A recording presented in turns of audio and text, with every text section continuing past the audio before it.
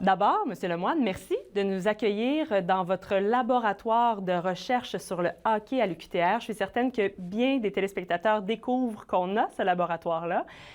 J'ai envie de parler lendemain de matchs particulièrement difficiles pour le Canadien. Je sais que vous avez été à l'écoute. Vous êtes un expert sur l'analyse, justement, des performances sur la glace.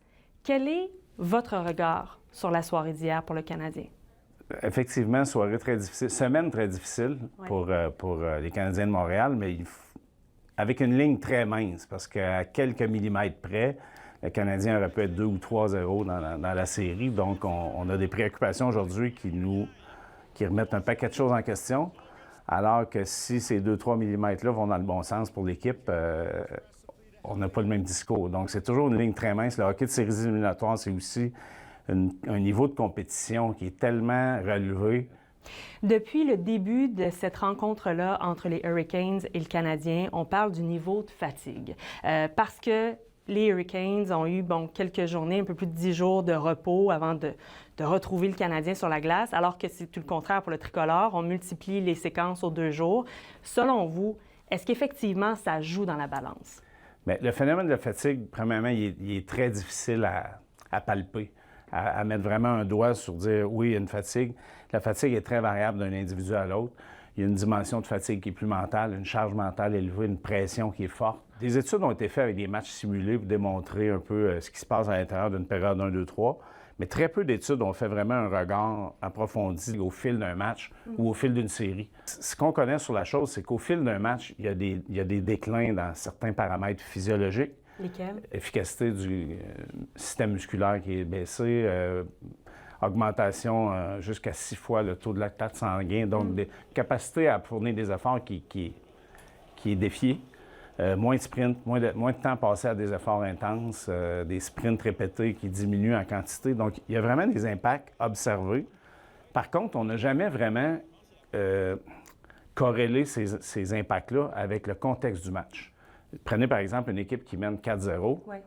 Elle ne se présente plus de la même façon en troisième période. Donc, ça se peut qu'elle diminue son nombre d'efforts répétés, qu'elle diminue sa charge intense de travail, juste dû au fait qu'elle mène par 4 buts. Ça fait en sorte que le paramètre d'intensité va décliner. Je veux parler des outils pour monitorer justement les performances des athlètes parce qu'il en existe. Vous travaillez justement avec des outils comme ça, oui, pour nos athlètes ici à Trois-Rivières, mais vous savez que c'est utilisé dans les ligues professionnelles aussi. Expliquez-nous comment ça fonctionne. Ici, au laboratoire de l'UQTR, on utilise ces technologies-là qui sont des vestes.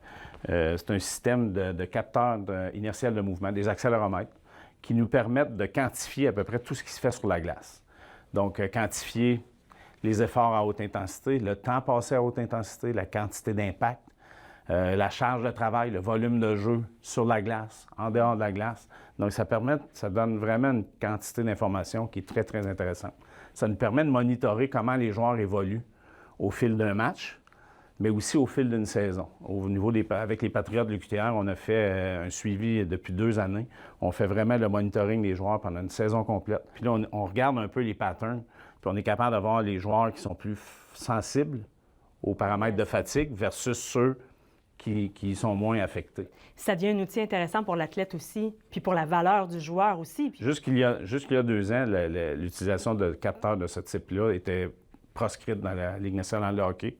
On pouvait l'utiliser dans les séances d'entraînement, mais il était proscrite par l'Association des joueurs. On a maintenant, les joueurs peuvent signer maintenant un consentement, une décharge qui leur permet d'utiliser les systèmes puis d'avoir un monitoring, si on veut, évolutif au fil de leur saison. Donc, on est capable, à un certain point, de savoir si le joueur est au-delà de ses standards, s'il est en deçà de ses standards, ou s'il est blessé puis il prépare un retour au jeu, on est capable de voir dans une situation de pratique s'il produit les mêmes outputs sur la glace. Donc, ça permet à toute l'équipe scientifique derrière le coaching staff de dire oui, ces joueurs-là sont prêts, inquiétez-vous pas, sont à peu près dans leurs standards. Et ça, on l'a intégré avec la LHJMQ, on l'a intégré avec le programme d'excellence d'Équipe Québec. Puis on observe les paramètres à différents niveaux de jeu. Puis ce qu'on s'aperçoit, c'est que les joueurs sont relativement bien reposés quand ils se présentent aux événements. Monsieur Lemoine, bonne série, bonne analyse également. J'ai envie de dire go Habs go également en terminant. Tout à fait. Je vous remercie. Merci.